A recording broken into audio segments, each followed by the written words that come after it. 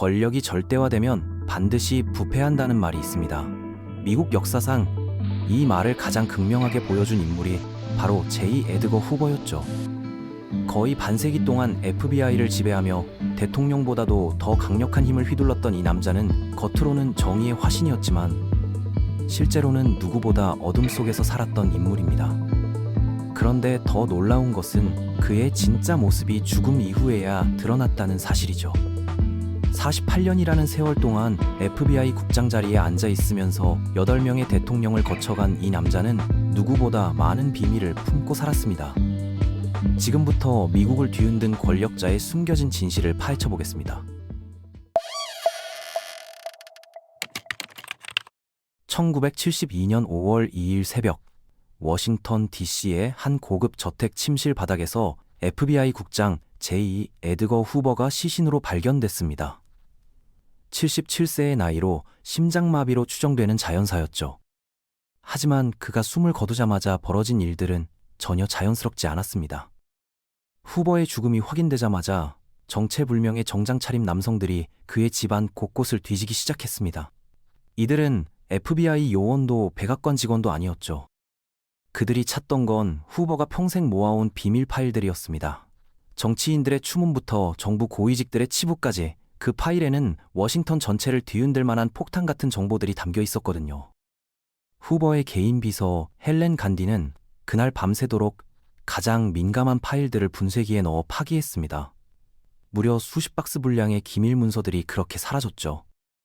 하지만 그녀조차 모든 파일을 없앨 수는 없었습니다. FBI 지하실과 후버의 개인 사무실, 그리고 여러 은밀한 장소에 숨겨진 파일들은 여전히 남아 있었거든요. 후버의 권력은 정보에서 나왔습니다. 그는 일찍이 정보가 곧 권력이라는 사실을 깨달았고 이를 무기로 활용했죠. 1924년 29세의 나이로 FBI 국장에 오른 후버는 당시 부패와 무능으로 얼룩진 조직을 완전히 뜯어고쳤습니다. 엄격한 규율과 현대적 수사 기법을 도입해 FBI를 세계 최고 수준의 법 집행기관으로 탈바꿈시켰거든요. 후버가 FBI 국장으로 임명될 당시 FBI는 사실상 존재감이 없는 기관이었습니다. 요원 수는 650명에 불과했고 대부분이 정치적 연줄로만 들어온 무능한 인력들이었죠. 부정부패는 일상다반사였고 전문적인 수사 기법이라고는 찾아볼 수 없었습니다. 후버는 이런 현실을 근본적으로 바꿔놓았거든요. 우선 후버는 새로운 채용 기준을 도입했습니다. 법학이나 회계학 전공자만 요원으로 채용했고 엄격한 신체 검사와 품행 조사를 거쳐야 했죠. 키는 최소 5피트 7인치 이상, 나이는 25세에서 35세 사이여야 했습니다. 심지어 결혼 상대방까지 철저히 조사했을 정도였거든요.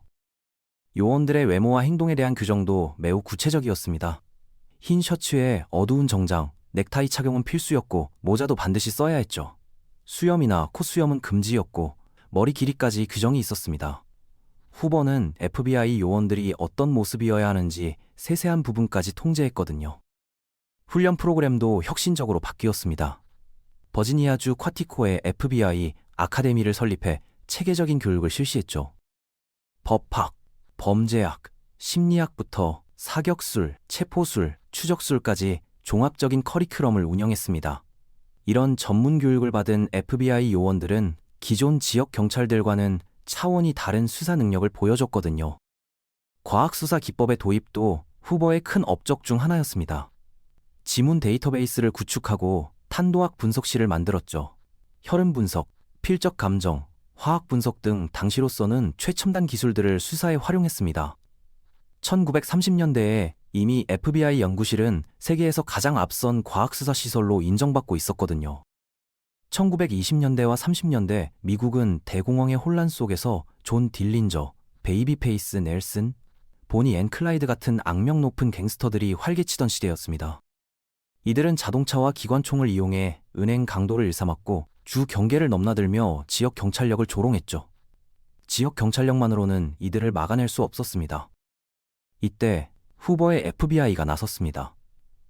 전국적 정보망과 현대적 과학수사 기법을 활용해 이들 갱스터들을 추적하기 시작했죠. 후버는 공적 제1호라는 개념을 도입해 가장 위험한 범죄자들을 선정하고 이들을 체포하는데 FBI의 모든 역량을 집중했습니다. 결과는 놀라웠거든요. 1934년 7월 22일 시카고의 바이오그라프 극장 앞에서 존 딜린저가 FBI 요원들의 총격에 사망했습니다. 이 사건으로 후보와 FBI는 전국적인 영웅이 됐죠. 언론들은 앞다퉈 FBI의 활약상을 보도했고 후보는 범죄 소탕의 상징적 인물로 떠올랐습니다. 하지만 여기에는 교묘한 이미지 메이킹이 숨어 있었거든요. 후보는 단순히 범죄자만 잡는 게 아니었습니다.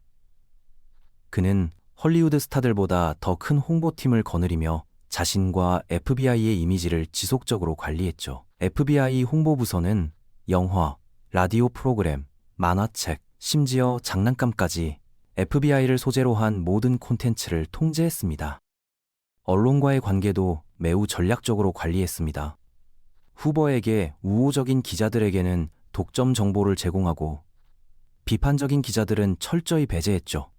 심지어 FBI에 대해 부정적으로 보도한 언론사들은 아예 정보 제공 대상에서 제외시켰습니다.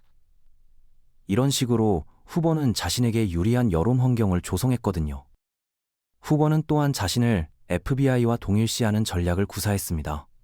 모든 성공은 후보 개인의 지휘력과 판단력 덕분인 것처럼 포장되었고 실패나 문제점들은 철저히 은폐되었죠. 결국 일반 국민들에게 FBI는 곧 후보였고 후보는 곧 미국의 정의였습니다. 이런 개인 숭배적 분위기가 후보의 권력 기반이 된 거죠. 2차 대전이 시작되면서 루즈벨트 대통령은 국가 안보를 위해 FBI에 특별한 권한을 부여했습니다. 적국의 스파이들을 색출하고 파괴 행위를 방지하기 위해 도청과 감시를 허용한 것이죠. 이것이 후보에게는 절호의 기회였습니다. 그는 이 권한을 악용해 자신의 정치적 적들까지 감시하기 시작했거든요. 후보의 감시 대상은 점점 확대되어 갔습니다. 처음에는 나치나 공산주의 스파이들이었지만 곧 시민권 운동가든 반전 운동가들, 심지어 할리우드 배우들까지 포함되었죠. 엘리너 루즈벨트, 알버트 아인슈타인, 찰리 채플린 같은 유명 인사들도 FBI의 감시를 받았습니다. 후보는 이들이 공산주의자이거나 공산주의의 영향을 받고 있다고 의심했거든요. 특히 동성애자들에 대한 후보의 탄압은 극도로 조직적이고 잔혹했습니다. 그는 섹스 디비아츠 프로그램이라는 비밀 프로그램을 운영하며 정부 내 동성애자들을 색출해 축출시켰죠. 당시 동성애자들이 공산주의자들의 협박과 회유에 취약하다는 것이 명분이었지만 실제로는 사회적 편견을 이용한 마녀 사냥에 가까웠습니다. 이 프로그램으로 인해 수천 명의 정부 직원들이 해고되거나 사직을 강요당했습니다. FBI는 공원이나 바, 사우나 등 동성애자들이 모이는 장소를 정기적으로 급습했고 체포된 사람들을 협박해 다른 동성애자들의 명단을 받아냈죠. 이런 방식으로 동성애자 네트워크를 파악하고 이들을 정부에서 제거해 나갔거든요. 아이러니하게도 후보 자신이 동성애자였다는 의혹이 끊임없이 제기되었습니다. 그는 1920년대부터 클라이드 톨슨이라는 남성과 평생을 함께 보냈거든요. 톨슨은 후보보다 3살 어린 FBI 부국장으로 두 사람의 관계는 일반적인 동료 관계를 넘어서는 것이었습니다. 두 사람은 매일 함께 출퇴근했고 점심도 항상 같이 먹었습니다. 휴가도 함께 갔고 주말에도 거의 붙어 다녔죠. 후보는 토슨과 함께 있을 때만 편안해했고 토슨이 없으면 매우 불안해했습니다. 주변 사람들은 이들 관계를 부부에 비유하며 톨슨을 후보의 아내라고 불렀거든요. 더 의심스러운 것은 후보가 결혼을 한 번도 하지 않았다는 사실이었습니다. 젊은 시절 몇 번의 연애 소문이 있었지만 모두 흐지부지 되었고 40대 이후로는 여성과의 로맨스 소문이 전혀 없었죠. 대신 톨슨과는 더욱 가까워졌습니다. 당시 동성애가 사회적으로 금기시되던 상황에서 이런 관계는 후보에게 큰 약점이 될 수밖에 없었거든요. 후보의 또 다른 약점은 도박이었습니다. 그는 경마를 광적으로 좋아했는데 공개적으로는 $2 정도의 소액만 건다고 했지만 실제로는 훨씬 큰 금액을 걸었던 것으로 알려져 있습니다. 문제는 그가 마피아 보스들과 연결된 인물들로부터 승부 조작 정보를 받아 도박을 했다는 의혹이었죠. 특히 뉴욕의 마피아 보스 프랭크 코스텔로는 후보와 직접적인 관계를 유지했던 것으로 알려져 있습니다. 코스텔로는 여러 증언을 통해 후보와 정기적으로 만났고 경마 정보를 제공했다고 밝혔죠. 그 대가로 후보는 조직범죄 수사에서 코스텔로를 보호해줬다는 의혹이 제기되었습니다. 후보의 사치스러운 생활도 의문을 불러일으켰습니다. FBI 국장급여로는 설명하기 어려운 고급 생활을 유지했거든요. 워싱턴의 고급 주택가에 큰 저택을 소유했고 최고급 양복과 액세서리만 착용했습니다. 매년 값비싼 휴가를 다녔는데 이런 비용들이 어디서 나오는지 명확하지 않았죠. 더 심각한 것은 후보가 정부 자원을 개인적 목적으로 사용했다는 의혹이었습니다. FBI 요원들을 동원해 자택을 개조하거나 개인적인 심부름을 시켰다는 증언들이 나왔거든요. 심지어 FBI 예산으로 자신의 휴가 비용을 충당했다는 의혹도 있었습니다. 이런 부패 행위들이 후보의 또 다른 약점이 됐죠. 마피아는 후보의 이런 약점들을 파악하고 있었을 가능성이 큽니다. 여러 마피아 관련자들의 증언에 따르면 후보의 동성애 관계와 도박 부채에 대한 구체적인 정보를 갖고 있었다고 하는데요. 심지어 후보가 여장을 하고 성적 행위를 하는 사진까지 보유하고 있었다는 충격적인 증언도 있었습니다. 이런 정보들이 사실이라면 후보가 수십 년간 조직범죄 수사를 의도적으로 방치한 이유를 설명할 수 있겠죠. 실제로 1957년 뉴욕 에팔레치아에서 마피아 보스들의 전국 회의가 우연히 발각되기 전까지 후보는 마피아라는 조직 자체의 존재를 부인했습니다. 이는 당시 상황을 고려하면 매우 이상한 일이었거든요. 1957년 12월 14일 뉴욕주 에팔레치아의 조제프 바바라 저택에서 전국 마피아 보스들의 비밀 회의가 열렸습니다. 우연히 이 모임을 발견한 지역 경찰이 급습을 했고 58명의 유명한 갱스터들이 체포되었죠. 이 사건으로 전국적 범죄 조직의 존재가 명백히 드러났는데 후보는 이때까지도 마피아의 존재를 부인하고 있었거든요. 에팔레치아 회의가 폭로되자 후보는 큰 곤경에 빠졌습니다. 언론과 정치권에서 FBI가 조직 범죄를 제대로 수사하지 않고 있다는 비판이 쏟아졌거든요. 어쩔 수 없이 후보는 조직 범죄의 대책을 내놓아야 했습니다. 하지만 그가 내놓은 대책들은 대부분 형식적인 수준에 그쳤죠. 후보는 각 지역 FBI 사무소에 10대 수배자 명단을 작성하라고 지시했습니다. 조직범죄 관련자들 중 우선순위를 정해 집중 수사하겠다는 것이었죠. 하지만 이것은 실질적 효과보다는 여론을 달래기 위한 임시방편에 불과했습니다. 실제로는 여전히 마피아 수사에 소극적이었거든요. 더 중요한 것은 후보가 도청 수사를 확대했다는 점입니다. 마피아들의 대화를 몰래 녹음해 증거를 수집하겠다는 것이었죠. 하지만 이 과정에서 수집된 정보들은 법정에서 사용되기보다는 후보의 개인적 파일로 보관되는 경우가 많았습니다. 결국 범죄 수사보다는 정보 수집에 더 치중한 것이죠. 1960년 젊은 대통령 존 F. 케네디가 당선되자 65세 5세의 후보는 위기감을 느꼈습니다. 케네디의 동생 로버트가 법무장관이 되면서 후보는 처음으로 자신보다 35살이나 젊은 상사를 모셔야 했죠. 로버트 케네디는 조직범죄 척결을 최우선 과제로 삼았고 이는 후보에게 큰 부담이 되었습니다. 그런데 후보에게는 케네디 형제에 대한 치명적 정보가 있었습니다. 특히 존 F. 케네디의 여성 편력은 후보가 가진 가장 강력한 카드 중 하나였거든요. FBI는 케네디가 해군 장교 시절부터 여러 여성들과 관계를 맺어온 사실을 상세히 파악하고 있었습니다. 케네디와 관련된 여성들 중에는 매우 위험한 인물들도 있었습니다. 독일 스파이 혐의를 받던 여성 칼럼니스트 인가 아르비드와의 관계가 대표적이었죠. 더 심각한 것은 시카고 마피아 보스 샘 지안카나의 애인이었던 주디스 캠벨과의 불륜 관계였습니다. 대통령이 마피아 보스의 여자친구와 관계를 맺는다는 것은 국가 안보에 심각한 위협이 될 수 있었거든요.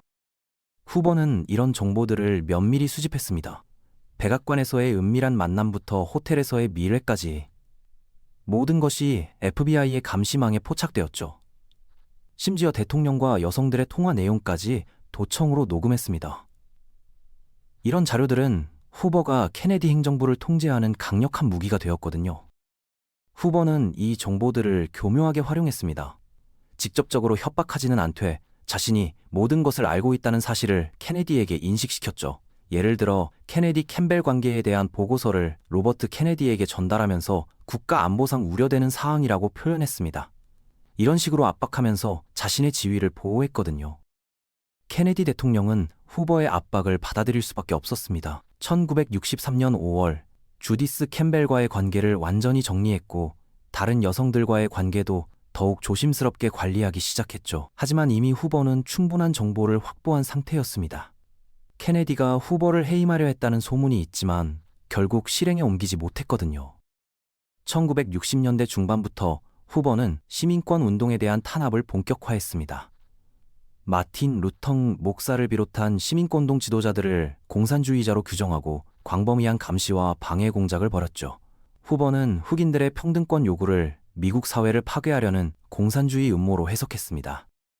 특히 마틴 루터 킹에 대한 후보의 개인적 적개심은 매우 강했습니다. 킹을 미국에서 가장 위험한 흑인이라고 부르며 그의 모든 행동을 감시했죠. FBI는 킹의 집과 사무실에 도청 장치를 설치했고 호텔 방에도 몰래카메라를 설치해 사생활을 염탐했습니다. 이렇게 수집된 정보로 킹을 협박하기도 했거든요. 1964년 킹이 노벨 평화상을 받게 되자 후보는 더욱 분노했습니다.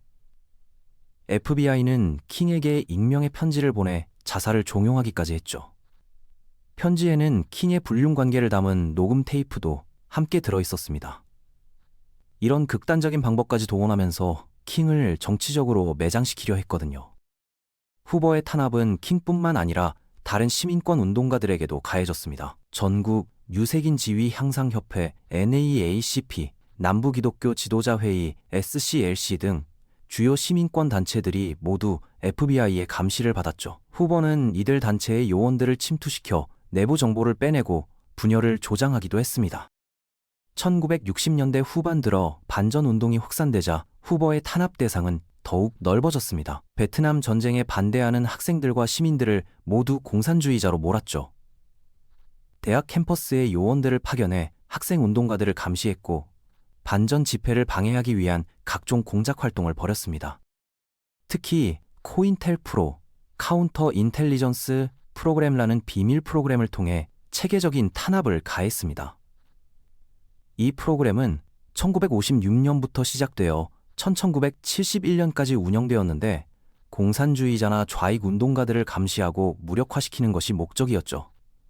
하지만 실제로는 정치적 반대자들을 탄압하는 도구로 악용되었습니다.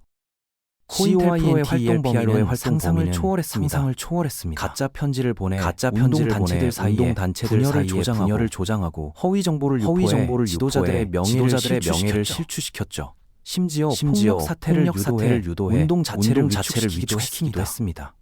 이 모든 활동들이 후보의 지시하에 이루어졌거든요. 1968년 4월 마틴 루터 킹이 암살당한 후에도 후보는 그에 대한 비난을 멈추지 않았습니다. 오히려 킹의 죽음이 사회 혼란을 가져왔다며 자신의 감시와 탄압이 정당했다고 주장했죠. 이런 후보의 태도는 많은 사람들에게 충격을 주었고 FBI에 대한 비판 여론이 형성되기 시작했습니다. 1969년 리처드 닉슨이 대통령에 당선되자 후보는 안도했습니다. 닉슨은 공화당 출신으로 강경한 반공주의자였고 후보의 활동에 대해 우호적이었거든요. 하지만 역설적으로 닉슨 정부 시절이 후보에게는 또 다른 시련의 시기가 되었습니다. 닉슨이 후보보다 더 극단적인 요구를 해왔기 때문이죠. 닉슨은 FBI의 불법 감시 활동을 더욱 확대하려 했습니다. 정치적 반대자들에 대한 도청과 미행을 늘리고 언론인들도 감시 대상에 포함시키려 했죠. 심지어 민주당 전국위원회에 대한 침입 수사까지 요구했습니다. 하지만 후보는 이런 무리한 요구들에 선을 그으려 했거든요. 74세가 된 후보는 자신의 명예와 후광을 지키는데 더 신경을 쓰게 되었습니다. 지나치게 노골적인 정치 FBI가 개입하는 것을 원하지 않았죠. 불법 활동들이 폭로될 자신에게 돌아올 타격을 우려했습니다. 이 때문에 정부와 민주한 갈등이 생기기 시작했습니다. 1972년 3월 미디어 파일스 사건이 터지면서 후보의 권위는 큰 타격을 받았습니다. 시민권 운동가들이 펜실베이니아주 미디어에 있는 FBI 지역 사무소에 침입해 비밀 문서들을 훔쳐갔죠. 이 문서들이 언론에 공개되면서 코인텔프로의 존재와 FBI의 불법 활동들이 세상에 드러났습니다. 미디어 파일 폭로는 미국 사회에 큰 충격을 주었습니다. FBI가 헌법에 보장된 시민들의 기본권을 조직적으로 침해해왔다는 사실이 밝혀졌거든요. 언론과 시민사회는 후보와 FBI를 강하게 비판했고 의회에서도 FBI에 대한 감시와 견제를 강화해야 한다는 목소리가 나왔습니다. 후보는 이런 위기 상황을 타개하기 위해 코인텔프로를 공식적으로 중단한다고 발표했습니다. 하지만 실제로는 프로그램명만 바꾸어 비슷한 활동들을 계속했죠. 또한 언론 탄압을 통해 더 이상의 폭로를 막으려 했습니다. 하지만 이미 여론은 돌이킬 수 없을 정도로 악화된 상태여서 효과가 없었습니다. 닉슨 정부 내부에서도 후보를 교체해야 한다는 목소리가 나오기 시작했습니다. 후보가 더 이상 정부의 요구를 충실히 따르지 않고 있었고 오히려 정치적 부담만 가중시키고 있었기 때문이죠. 닉슨은 여러 차례 후보의 사임을 종용했지만 후보는 끝까지 자리를 지키려 했습니다. 후보는 자신이 축적해온 비밀 정보들이 최후의 보루라는 것을 알고 있었습니다. 닉슨 역시 후보가 가진 파일들이 얼마나 위험한지 알고 있었죠. 그 안에는 닉슨 자신의 치부들도 포함되어 있었을 가능성이 컸습니다. 결국 양쪽 모두 극단적인 조치를 취하지 못한 채 긴장 관계를 유지했거든요. 1972년 5월 2일, 이런 모든 갈등과 긴장이 후보의 죽음으로 일단락되었습니다. 후보가 숨을 거둔 직후 벌어진 파일 쟁탈전은 그가 얼마나 많은 비밀을 간직하고 있었는지를 보여주는 상징적 사건이었죠. 백악관, FBI, 그리고 정체불명의 세력들이 모두 그 파일들을 차지하려 했습니다.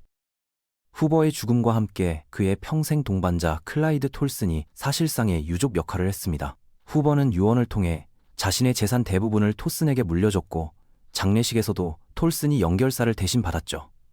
이는 두 사람의 특별한 관계를 보여주는 마지막 증거였습니다. 후보의 장례식은 국장으로 치러졌습니다.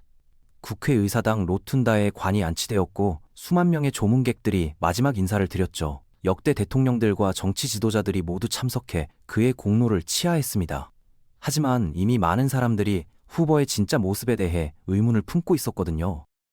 후보가 죽은 후 FBI에는 대대적인 개혁이 시작되었습니다. 국장의 임기를 10년으로 제한하고 의회의 감시를 강화했죠. 또한 시민들의 기본권을 침해하는 활동들을 금지하는 새로운 규정들이 만들어졌습니다. 후보 시대의 폐해를 되풀이하지 않겠다는 의지의 표현이었거든요. 하지만 후보가 남긴 유산은 여전히 미국 사회에 깊은 영향을 미치고 있습니다. FBI의 현대적 수사 기법과 조직 체계는 대부분 후보 시절에 만들어진 것들이죠. 동시에 국가기관의 권력 남용에 대한 경각심도 후보 사건을 통해 형성되었습니다. 그는 미국 집행 역사상 가장 복잡하고 모순적인 유산을 남긴 인물인 것이죠. 제2 에드거 후보는 미국 역사상 가장 강력했던 관료이자 동시에 가장 논란이 많은 인물이었습니다. 그는 한편으로는 FBI를 현대적 법 집행기관으로 발전시킨 공로자였지만 다른 한편으로는 권력을 사유화하고 시민들의 자유를 억압한 독재자였죠. 그가 보여준 이중성은 권력이 인간을 어떻게 변화시키는지, 그리고 견제받지 않는 권력이 얼마나 위험한지를 극명하게 보여주는 사회입니다. 후보의 이야기는 오늘날에도 여전히 유효한 교훈을 담고 있습니다.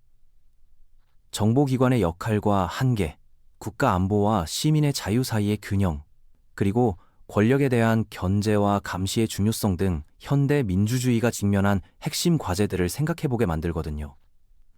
권력과 비밀 속에서 살다간 한 남자의 이중생활. 그것이 바로 제2 에드거 후보의 진짜 모습이었습니다.